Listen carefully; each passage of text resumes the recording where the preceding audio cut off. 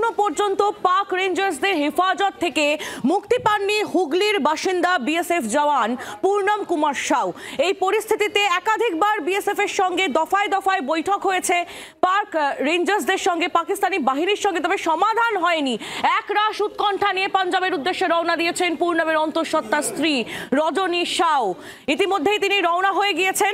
সরাসরি নজর রাখবো, বিক্রম দাস আমাদের প্রতিনিধি রয়েছেন আমাদের সঙ্গে। বিক্রম, ইতিমধ্যেই রজনীর ছবি আমরা দেখতে পাচ্ছি, তিনি রওনা দিচ্ছেন পাঠানকোটের উদ্দেশ্যে। দেখো, এই মুহূর্তে তোমাকে যেটা জানাবো যে পূর্ণম কুমার সাউয়ের স্ত্রী রজনী সাউ এবং তার পরিবারের আরো 4 সদস্য, মোট 5 জন সদস্য, তারা কিন্তু কলকাতা বিমানবন্দরে এই মুহূর্তে প্রবেশ করছে। যেটা আমরা জানতে পাচ্ছি পারিবারিক সূত্রে যে মূলত এই 5 জন, যার মধ্যে রজনী সাউ এবং তার পুত্র রয়েছে, তারা এখান থেকে প্রথমে কলকাতা বিমানবন্দর থেকে সরাসরি চণ্ডীগড়ে ফ্লাইটে গিয়ে পৌঁছাবে এবং সেখান থেকে সড়ক পথে তারা পাঠানকোট গিয়ে পৌঁছাবে। পাঠানকোটে যাওয়ার পর সেখানে বিএসএফ এর যে হেডকোয়ার্টার রয়েছে সেখানকার সিনিয়র অফিসিয়ালসদের সঙ্গে দেখা করবেন, সাক্ষাৎ করবেন এই পরিবারের সদস্যরা, এবং তারা জানতে চাইবেন যে পূর্ণম কুমার সাউ এই মুহূর্তে কি অবস্থায়, কি পরিস্থিতি রয়েছে, এবং সব থেকে বড় কথা তাকে ফিরিয়ে আনার জন্য কি কি ব্যবস্থা নেওয়া হচ্ছে এবং কবে তিনি ফিরে আসতে পারবেন, কবে তিনি ছাড়া পাবেন পাক রেঞ্জারের হাত থেকে।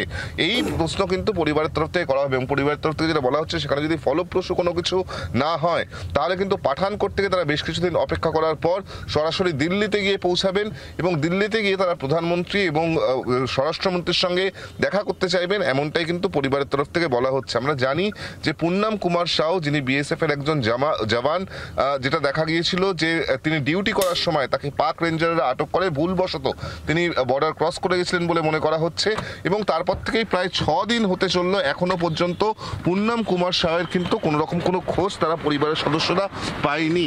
প্রশাসনের তরফ থেকে ইতিমধ্যেই, অর্থাৎ ডিপার্টমেন্টের তরফ থেকে ইতিমধ্যেই একটি প্রতিনিধি দল গতকালই বিএসএফ এর তরফ থেকে এসেছিল তার বাড়িতে। সেখানে আশ্বাস দেওয়া হয়েছে পরিবারকে যে মূলত তারা কিন্তু যেটা জানাচ্ছেন বিএসএফ এর তরফ থেকে জানানো হয়েছে যে পূর্ণম কুমার সাউ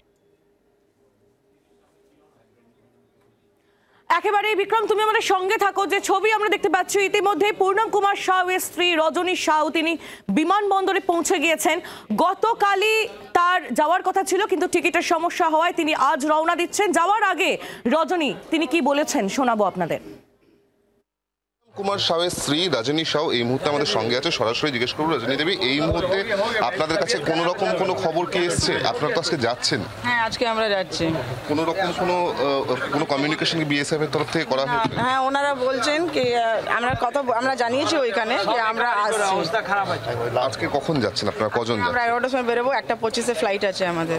এরপর কি করবেন? মানে ওখানে যদি কথাবার্তা বলে কোনো ফলপ্রসূ কিছু না আসে তাহলে আপনারা কি করবেন? ওখান থেকে দিল্লি বেরোবো আমরা, যদি দিল্লি থেকে কিছু হেল্প পাই। দিল্লিতে গিয়ে ওইখানে দেখি কার সাথে কন্ট্যাক্ট করা যাবে। প্রধানমন্ত্রী, স্বরাষ্ট্রমন্ত্রী, তাদের সঙ্গে কি দেখা করার আপনাদের কোনো? নিশ্চয়ই ইচ্ছা তো থাকবেই, দেখি ওইখানে কার সাথে কথা বলতে পারবো আমি। আপাততভাবে পাঠানকোট যাচ্ছেন পূর্ণম কুমার সাউয়ের স্ত্রী রজনী সাউ, এবং সেক্ষেত্রে তার যেটা বক্তব্য যে প্রথমে তিনি বিএসএফ এর যারা শীর্ষকর্তা তাদের সঙ্গে কথা বলবেন এবং তার পরবর্তী ক্ষেত্রে যদি সেখান থেকে কোনো ফলপ্রসূ কিছু না পাওয়া যায় তাহলে কিন্তু দিল্লিতে গিয়ে প্রধানমন্ত্রী এবং স্বরাষ্ট্রমন্ত্রীর সঙ্গে প্রয়োজনে দেখা করবেন, এমনটাই রজনী সাউ জানাচ্ছেন। জি 24 ঘন্টার জন্য ক্যামেরায় দেবাশিস বটবেলের সঙ্গে বিক্রম দাস, হুগলি। আপনারা দেখতে পাচ্ছেন সেই ছবি। বিমানবন্দরে ইতিমধ্যেই পৌঁছে গিয়েছেন হুগলির বাসিন্দা বিএসএফ জওয়ান পূর্ণম কুমার সাউয়ের স্ত্রী।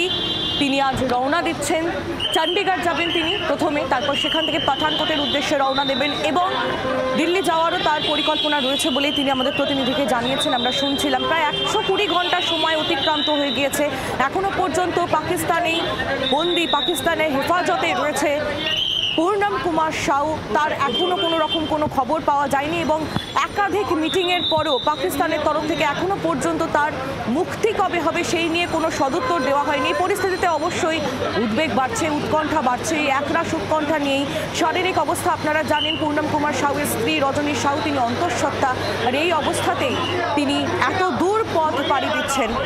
এই মুহূর্তে সেই ছবি দেখতে পাচ্ছেন, বিমানবন্দরের ভেতর প্রবেশ করলেন রজনী সাউ।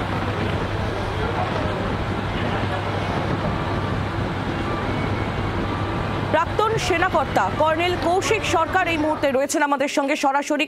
কর্নেল সরকার, প্রায় 120 ঘন্টার বেশি সময় পেরিয়ে গেছে, এখনো পর্যন্ত পূর্ণম কুমার সাউকে মুক্তির বিষয়ে পাকিস্তানের তরফ থেকে কোনো সদুত্তর পাওয়া যায়নি। যে পরিস্থিতি এই মুহূর্তে পেহেলগাঁও ঘটনার পর দুই দেশের মধ্যে যা সমীকরণ রয়েছে, তার মধ্যে বিএসএফ জওয়ানের ফেরত আসা দেশে আবার, সেটা কতটা চিন্তার, কতটা উদ্বেগের? এখন এরকম জিনিস লাইন অফ কন্ট্রোলে প্রায় হয়ে থাকে। অনেক সময় জওয়ানরা ভুল করে লাইন অফ কন্ট্রোল ক্রস করে ওইদিকে চলে যায়, যেখানে রেঞ্জাররা বা পাকিস্তানের সোলজাররা যেখানে যেরকম আছে তারা তাদেরকে আটক করে, আমরাও করি। তখন একটা ফ্ল্যাগ মিটিং হয়, ফ্ল্যাগ মিটিংয়ে তাদেরকে এক্সচেঞ্জ করা হয়। কিন্তু এখন যেহেতু নানা রকম স্টেপস নিয়েছে India against Pakistan after Pahalgam, সেখানে জিনিসটা অত সহজ হবে বলে আমার মনে হয়। এই জিনিসটা আপনাদের মনে পড়বে বালাকোট স্ট্রাইকের পরে, যখন অভিনন্দন ধরা পড়েছে, যখন আমাদের পাইলট ধরা পড়েছিল, তখনও এই জিনিসটা হয়েছিল, কিন্তু অনেক ইন্টারন্যাশনাল প্রেশারে তাকে বোধহয় ছেড়ে দেওয়া হয়েছিল সেই সময়। কিন্তু সেই সময় ইন্ডিয়া একটু ব্যাকফুটে চলে গেছে। এই সময় ইন্ডিয়া ব্যাকফুটে কতটা যাবে আমি জানি না, because national interest is prime importance.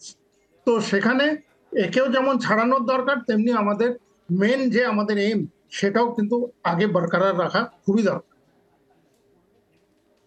একেবারেই। কর্নেল সরকার, আপনি আমাদের সঙ্গে থাকুন।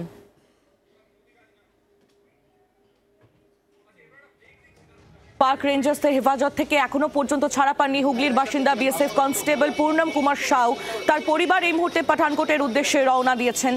সেই ছবিও আপনাদের সামনে আমরা তুলে ধরলাম। 120 ঘন্টার বেশি সময় অতিক্রান্ত হয়ে গিয়েছে। একাধিক মিটিং হয়েছে পাক সেনাবাহিনীর সঙ্গে, কিন্তু কোনো রকম কোনো সদুত্তর এখনো পর্যন্ত পাওয়া যায়নি। পেহেলগাঁও আবহে এই মুহূর্তে বিএসএফ জওয়ানের ফিরে আসার অপেক্ষায়, প্রার্থনায় গোটা দেশ। বাংলার আওয়াজ, বাঙালির আবেগ, জি 24 ঘন্টা।